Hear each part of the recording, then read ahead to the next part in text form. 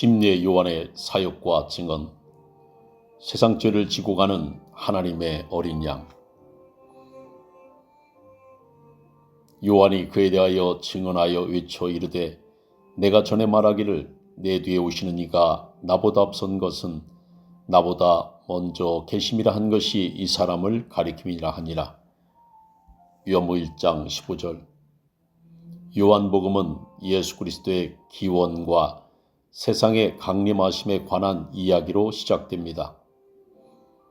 그런데 예수님의 공생애와 관련해서는 반드시 연결될 수밖에 없는 인물이 하나 있습니다. 그는 요한입니다. 신약에는 요한이란 이름이 워낙 여럿이기 때문에 요한복음서를 기록한 사람은 사도 요한, 그리고 예수님 앞서 온 이 사람을 침례 요한 혹은 침례자 요한이라고 부릅니다. 저는 그를 칭하는 용어를 침례자 요한이라고 쓰려고 합니다. 세례보다는 침례라고 하는 것이 성경적이고 침례 요한이라고 하는 것보다는 침례자 요한이라고 하는 것이 우리말 형식에 맞는 것 같아서입니다. 요한이란 이름을 히브리어식으로 말하면 요하난 혹은 예호 하난으로 여호와는 은혜로우시다는 의미입니다. 오늘 글에서는 이 사람 요한에 대한 성경 예언과 그의 정체성 그리고 사명과 사역에 대해 살펴보려고 합니다. 침례자 요한은 누구인가? 침례자 요한은 예수님보다 6개월 먼저 태어났고 공적인 사역도 예수님보다 6개월 먼저 시작했을 것으로 보입니다.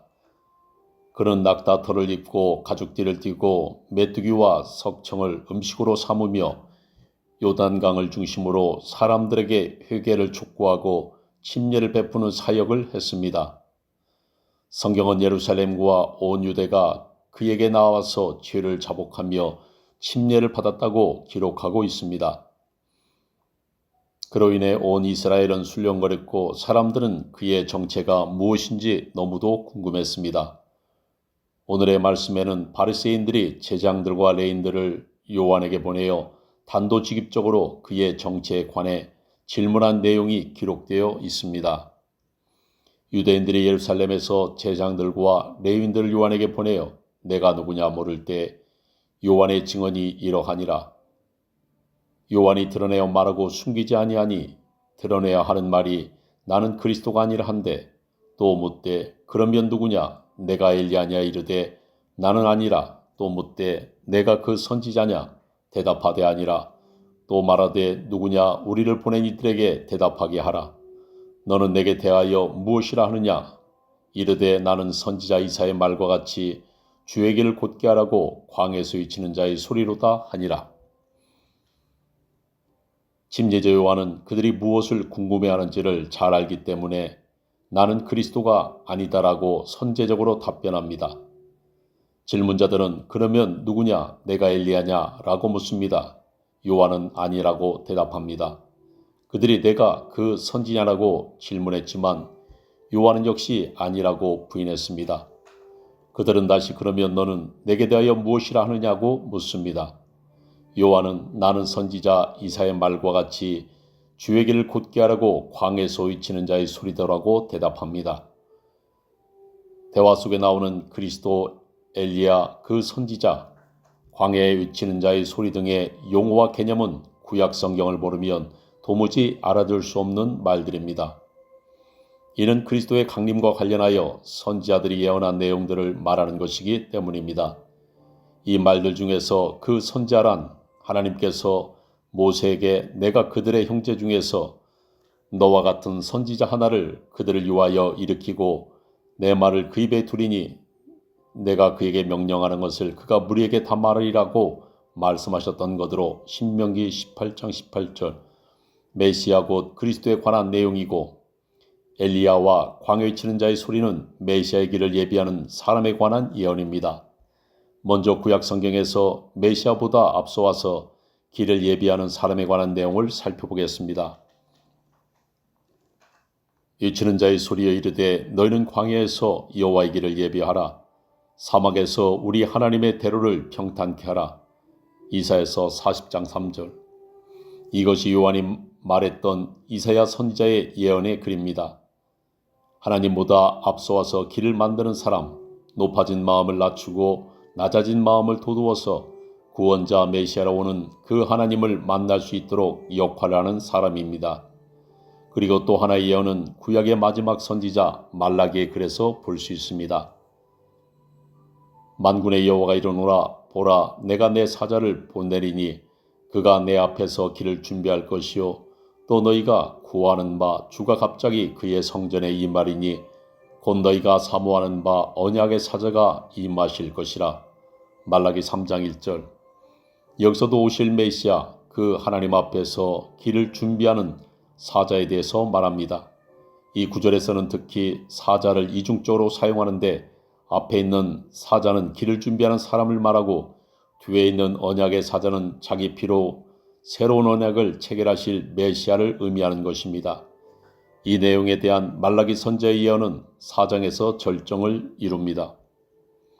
보라, 여호와의 크고 두려운 날이 이르기 전에 내가 선지자 엘리야를 너에게 보내리니 그가 아버지의 마음을 자녀에게로 돌이키게 하고 자녀들의 마음을 그들의 아버지에게로 돌이키게 하리라.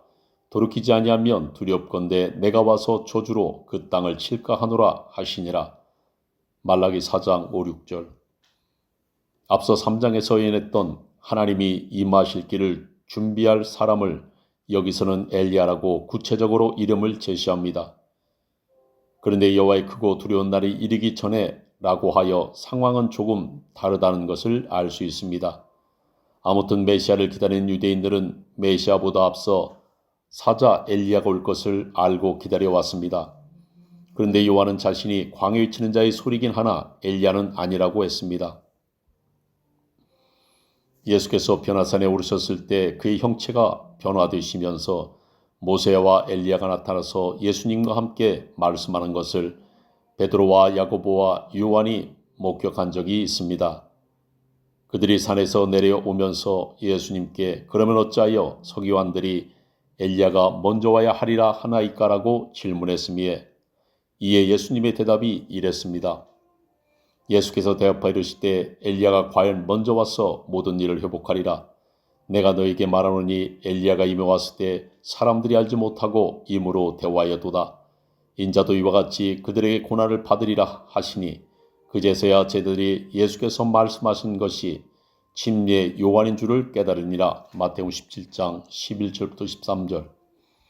예수님의 말씀인즉 메시아보다 엘리야가 먼저 와서 사람들의 마음을 회복시킬 것인데 그 엘리야는 이미 왔지만 사람들이 알아보지 못하고 함부로 대했다고 하셨습니다. 이 말씀을 들은 제자들은 예수께서 침례자 요한을 가리켜 하시는 말씀이라는 것을 깨달았다고 했습니다. 말라기 선지자가 예언한 엘리야는 침례자 요한이었습니다. 그런데 왜 요한은 자신이 엘리야가 아니라고 말했을까요? 하나님께서 엘리야를 먼저 보내시겠다고 예언하신 것이 구약에 존재했던 실제 인물을 세상에 다시 보내시는 것은 아니었습니다. 아비의 마음을 자식에게로, 자식의 마음을 아비에게로 돌이키는 엘리야의 심령을 가지고 사역할 자가 온다는 말입니다. 엘리야의 사역에서 가장 결정적인 사건은 갈멜산 제사였습니다. 그가 갈멜산에서 바알과 아세라를 섬기는 제장들과 백성들을 모아놓고 누가 섬기는 신이 참 신인가를 판가름 짓는 상황에서 그는 야곱의 아들들 숫자대로 12개의 돌로 제단을 쌓아놓고 기도하기를 아브라함과 이삭과 이스라엘 하나님 여호와여, 주께서 이스라엘 중에서 하나님이신 것과 내가 주의 종인 것과 이 백성에게 주 여호와는 하나님이신 것과 주는 그들의 마음을 돌이키심을 알게 하옵소서라고 했습니다. 그의 기도와 이 엄청난 대결 행동은 하나님의 마음을 백성에게로, 백성의 마음을 하나님께로 돌리게 하기 위함입니다. 열왕기상 18장 36, 37절. 예언은 중첩성이 있습니다. 즉 하나의 예언이 다른 시대, 다른 상황에서 또다시 적용되는 경우가 많습니다. 구약의 많은 예언들이 그와 같이 적용됩니다. 예를 들어 바벨론 포로 생활에서 회복되어 본토로 다시 돌아올 것이라는 예언들이 그 시대에 이루어졌을 뿐만 아니라 우리의 시대에 열방에 흩어있던 유대인 디아스포라들이 다시 본토로 돌아오는 것으로도 성취되고 있습니다. 하나의 예언이 두 시대에 적용되는 것입니다. 엘리야에 관한 예언도 그와 같은 경우에 해당됩니다. 메시아가 이 땅에 처음 강림하실 때 그분보다 앞서 길을 준비하는 자로 한 사람이 왔습니다. 엘리야의 심령을 가지고 온 침례자 요한입니다. 그런데 예수께서 다시 이 땅에 심판을 오실 때 또 한 사람이 보내실 것입니다. 말라기는 이때를 여호와의 크고 두려운 날이 이르기 전에라고 기록했습니다. 말라기 3장 5절에서는 내가 심판하러 너에게 임할 것이라고 하셨습니다. 어쩌면 계시록에 등장한 두 증인 중 하나가 엘리야의 심령과 사역으로 활동하게 될 것으로 추측합니다. 계시록 11장 3절. 침례자 요한이 자신은 엘리야가 아니라고 한 것은 엘리야라는 실존했던 인물이 다시 세상에 온 것은 아니기 때문이고 어쩌면 한 번 더 이루어질 이 예언의 중점성 때문이기도 한 것으로 보입니다. 침례자 요한의 사명과 사역. 이사야와 말라기 선지자의 예언을 통해 본다면 침례자 요한의 사역은 광야에서의 외침입니다. 사람들의 시선을 끌어 무엇인가를 강력하게 알리는 것입니다. 그리고 메시아의 길, 즉 여호와의 길을 예비하는 것입니다. 즉 대로를 평탄케 하는 작업인데 골짜기는 도두어지고 산과 언덕은 낮아지며 고르지 아니한 곳이 평탄하게 되며 험한 곳이 평지가 되게 하는 것입니다. 이것을 말라기 선지자는 아버지의 마음을 자녀에게로 돌이키게 하고 자녀들의 마음을 그들의 아버지에게로 돌이키게 하는 것이라고 했습니다. 그는 요단강을 중심으로 활동하며 사람들에게 회개하라 천국이 가까이 왔느니라고 외쳤습니다. 이 외침은 온 이스라엘을 뒤흔들어 놓았습니다. 수많은 사람들이 그에게로 나와 회개하고 물침례를 받았습니다. 사람이 하나님께로 돌아가는 길은 오직 회개입니다. 회개 없이 하나님과의 관계가 회복될 수는 없습니다. 진정한 회개는 하나님께 나가는 길을 평탄하게 닦는 것입니다. 높아진 마음이 낮아지고 낙심된 마음이 소망으로 복두어져서 하나님 나라에 대한 기대와 소망을 갖게 하는 것이 회개입니다. 그리고 그의 사역과 사명에서 중요한 부분은 백성들에게 메시아를 소개하고 그분이 우리를 대신하여 죽임당할 희생양이며 자신을 제물로 드려 속죄를 이루실 대제사장이심을 온 백성에게 선포하는 일입니다. 구약에서 새로운 제사장이 직무를 시작하기 전에 반드시 취임식을 하도록 정해져 있습니다. 여기에는 중요한 의식들이 진행되는데 그를 물로 씻기고 관유를 머리에 부으며 수양의 피를 그의 오른쪽 귓볼과 오른손 엄지손가락과 오른발 엄지발가락에 바르는 것입니다. 예수님은 다른 사람들처럼 요한에게 침례를 받기 위해 요단강으로 오셨습니다. 요한은 그분의 정체를 알기 때문에 말리면서 내가 당신에게 침례를 받아야 할 터인데 당신이 내게로 오시나이까라고 했습니다. 그러나 예수께서는 이제 허락하라 우리가 이와 같이 하여 모든 의를 이루는 것이 합당하니라고 하셨습니다. 마태복음 3장 14, 15절. 예수께서 침례를 받고 물에서 올라오실 때 성령이 비둘기처럼 임하였습니다. 예수께서 요한에게 의해 물로 씻기시고 하늘로부터 성령이 관유를 붓는 것 같은 모습을 나타낸 것입니다. 제사장으로 취임하는 모습이라고 할 수 있습니다. 요한복음 본문으로 돌아가 보겠습니다. 바리새인들로부터 온 사람들이 요한에게 재차 따져 물었습니다. 또 물어 이르되 내가 만일 그리스도 아니요 엘리야도 아니요 그 선지자도 아닐진데 어찌하여 침례를 베푸느냐. 요한이 본격적으로 사람들에게 예수 그리스도를 소개하기 시작합니다. 요한이 대답하되 나는 물로 침례를 베풀거니와 너희 가운데 너희가 알지 못하는 한 사람이 있었으니 곧 내 뒤에 오시는 그이라. 나는 그의 신발끈을 풀기도 감당하지 못하겠노라 하더라. 그의 증언은 다음 날에도 계속됩니다. 이튿날 요한이 예수께서 자기의 나오심을 보고 이르되 보라 세상죄를 짓고 가는 하나님의 어린 양이로다. 내가 전에 말하기를 내 뒤에 오는 사람이 있는데 나보다 앞선 것은 그가 나보다 먼저 계심이라 한 것이 이 사람을 가리킴이라. 나도 그를 알지 못하였으나 내가 와서 물로 침례를 베푸는 것은 그를 이스라엘에 나타내려 함이라 하니라. 요한이 또 증언하여 이르되 내가 봄에 성령이 비둘기같이 하늘로서부터 내려와서 그 위에 머물렀더라. 나도 그를 알지 못하였으나 나를 보내어 물로 침례를 베풀라 하신 그이가 나에게 말씀하시되 성령이 내려서 누구 위에게든지 머무는 것을 보거든 그가 곧 성령으로 침례를 베푸는 이인 줄 알라 하셨기에 내가 보고 그가 하나님의 아들이심을 증언하였노라 하니라. 요한은 내가 와서 물로 침례를 베푸는 것은 그를 이스라엘에게 나타내려 함이라고 했습니다. 그렇습니다. 요한의 사역과 가장 큰 사명은 그리스도를 세상에 공식적으로 나타내는 것입니다. 그러므로 그리스도의 침례는 새 언약의 제사장 취임식이고 메시아 선포식인 셈입니다. 그가 예수님에게 침례를 베품으로 인해 그가 메시아이심이 성령의 증거로 나타난 것입니다. 요한은 예수께서 어떤 분이신지와 그가 무엇을 하실 것인지도 확실하게 선포했습니다. 예수는 세상 죄를 지고 가는 하나님의 어린 양이라 하므로 그분이 장차 인류의 죄를 대속하기 위해 죽으실 것을 선언하셨습니다. 그리고 그분이 바로 성령으로 침례를 주시는 분이라고 소개하므로 우리에게 성령을 주시는 그 하나님이심을 선포한 것입니다.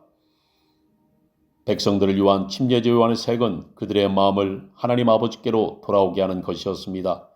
회개를 촉구하며 침례를 베푸는 일입니다.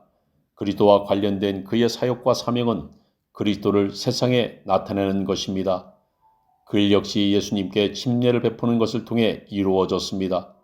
그리고 그분이 세상 죄를 지고 가는 대속의 양이며 자신은 물로 침례를 베풀지만 그분은 불과 성령으로 침례를 주실 분이라는 사실을 선포하는 일입니다. 이 시점이 침례자 요한의 사명과 사역에서 정점입니다. 그는 하나님께서 그에게 맡겨주신 일들을 충성되게 감당했습니다.